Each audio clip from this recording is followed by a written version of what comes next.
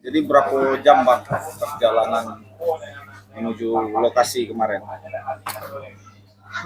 Berarti pagi itu kita mulai bergerak, habis apel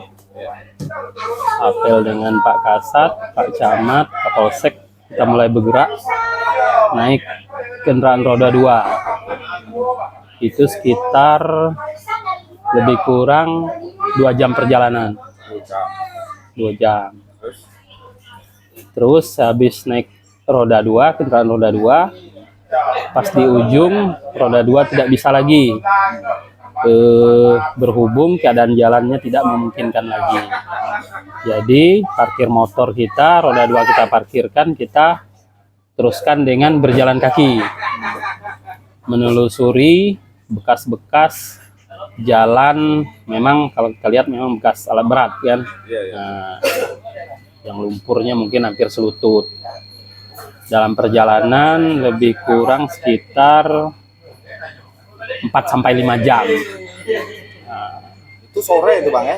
Berarti sampai di spot terakhir tempat kita bertemu dengan masyarakat pencari ikan itu sekitar jam lebih kurang jam 14. Jam 2 siang. 14.00.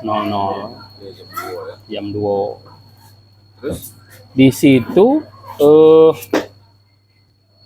kami dari tim yang satu tim dengan Pak Kasat kehilangan koordinasi dengan Pak Camat. bukan dipisah ya, kehilangan ya. Terpisah lah, mungkin Pak Camat harusnya kita makan siang, istirahat makan siang. Pak Camat mungkin dengan kebijakan beliau kita yang juga tidak tahu, akhirnya dia pas kita lanjut perjalanan kok kita tidak ketemu dia. Tidak ketemu beliau.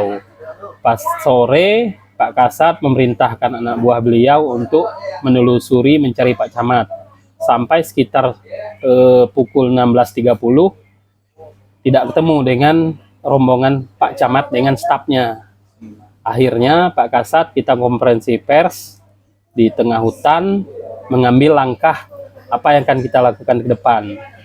Jadi berdasarkan kita rapat di situ, kita sepakat berhubung hari sudah malam di dalam hutan, jam 5 itu udah gelap, kita balik ke camp yang tempat kita makan siang, yang tempat kita ketemu dengan masyarakat pencari ikan. Akhirnya di situ kita istirahat sampai maghrib sekitar jam 18.30. Saya berinisiatif menyampaikan dengan Pak Kasat, kita harus mencari jalan keluar Pak Kasat. Ketika kita menunggu di sini, Pak Camat Jangkat Timur belum juga kembali. Jadi saya berinisiatif menyampaikan dengan Pak Kasat, kita bagi 2 tim lagi.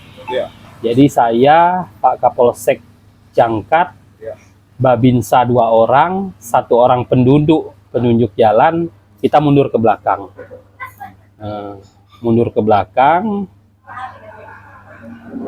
sekitar jam 9 atau jam 10 kita sampai di 10 sampai jam 11 kita sampai di tempat terakhir kita parkir motor. Malam ya? Malam. Akhirnya kita coba sinyal udah ada udah ada sinyal. Saya coba menghubungi, pertama saya hubungi Pak Kades. Saya memberikan informasi kita terpisah dengan Pak Camat. Terus Pak Kades menyampaikan bahwa Pak Camat telah berada di Desa Kota Tapus, telah dievakuasi. Berdasarkan informasi dari Pak Kades, Pak Camat waktu mendahului kita, mungkin terlalu jauh Pak Camat itu berjalan. Akhirnya Pak Camat tidak bisa mundur lagi. Akhirnya beliau tidak tahu lagi antah berantah, rimba antah berantahnya, beliau akhirnya ketemu dengan kebun penduduk, perladangan penduduk. Akhirnya ada sinyal, Pak Camat menghubungi Pak Kades minta dievakuasi. Sekitar jam 21.00 berdasarkan info dari Pak Kades beserta anak buahnya berhasil mengevakuasi Pak Camat dan stafnya ke Desa Kota Tapus. Tapi Pak Camat waktu itu dapat alat berat ya?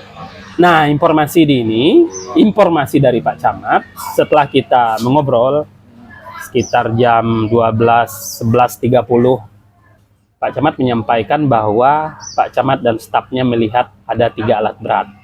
Cuman saya sendiri tidak melihat, itu dari tim Pak Camat. Berarti tidak tahu ya waktu itu. Tidak tahu. Nah, Bang, penelusuran kita tuh pakai motor dengan jalan kaki ya. Ya. Kenapa tidak pakai drone? Kan bawa drone enggak waktu itu? Kita tetap pakai drone. Jadi tim Pak Kasat Reskrim Ya. itu di spot pertama kita sudah menaikkan drone. Itu sekitar perjalanan kaki sekitar 2 atau 3 jam. Ah. Anggota Pak Kasat sudah naikkan drone yang jangkauan drone-nya cuman kata beliau lebih kurang 5 km. 5 kilo. Cuman berhubung di sana hutan belantara yang sangat rapat, saya sendiri dengan kepala mata saya sendiri memantau monitor drone-nya tidak terpantau. Ketika drone-nya di atas, adapun perlintasan alat berat yang hutannya masih hutan perawan belantara tidak terlihat. Itu dengan kepala mata saya sendiri saya lihat monitor drone-nya. Itu di lokasi yang ada jejaknya ya. Ya. Jadi apa kenangannya waktu di lokasi kemarin, rintangan atau tantangan? Ya luar biasa, yang pastinya saya sebagai anggota DPRD Kabupaten Merangin dalam hal ini Dapil 4, kita sudah mengapresiasi pihak aparat penegak hukum. Terus saya sebagai anggota dewan mendampingi pihak APH, unsur kecamatan kita dampingi, kita memastikan bahwa penegak hukum telah melaksanakan tugasnya sesuai yang ditetapkan. Nah, sekarang nih untuk mencegah kembali terjadinya masuk alat berat ke lokasi, itu apa yang dilakukan Pak Dewan? Kalau saya sendiri sebagai anggota DPRD Kabupaten Merangin terkhusus Dapil 4, wabil khusus saya berdomisili di Jangkat Timur. Kebetulan mungkin konstituen saya itu di Jangkat Timur, khususnya Jangkat Timur dan umumnya Dapil 4. Saya menghimbau pada masyarakat kita bersama-sama jangan sampai nanti kegiatan penambang emas ilegal ini sudah jelas dilarang oleh pemerintah berdasarkan undang-undang. Jadi jangan sampai, apalagi sekarang daerah kita yang notabene adalah daerah perkebunan dan pertanian. Kita tahu di Dapil 4 di kawasan Gunung Masurai kita punya potensi yang luar biasa. Saya pribadi mungkin tidak ada alasan masyarakat untuk terlalu berambisi untuk dengan kegiatan peti ini. Itu himbauan saya. Itu himbauan deh Bang. Ada enggak mungkin penegakan atau pasukan atau kelompok masyarakat? Kalau masalah yang penegakan hukum atau kelompok masyarakat, kita tetap dalam konteksnya kita mendorong pihak aparat penegak hukum untuk menindak ketika memang kalau di lapangan tetap terjadi kegiatan penambangan emas ilegal. Bang, hari ini kan yang dirilis sama Polres Merangin itu kan Nalu. Yang Jangkat Timur itu belum. Itu seperti apa? Mungkin saya secara pribadi belum berkomunikasi dengan Kasat Reskrim dalam hal ini Pak Mulyono. Mungkin ke depan kita sebagai anggota DPRD Kabupaten Merangin terkhusus Dapil 4, tadi saya sudah berkoordinasi dengan Pak Saprion. Mungkin kita akan minta konfirmasi pihak Polres Merangin bagaimana kelanjutan hasil dari tindakan kita, kegiatan kita yang melakukan operasi kemarin.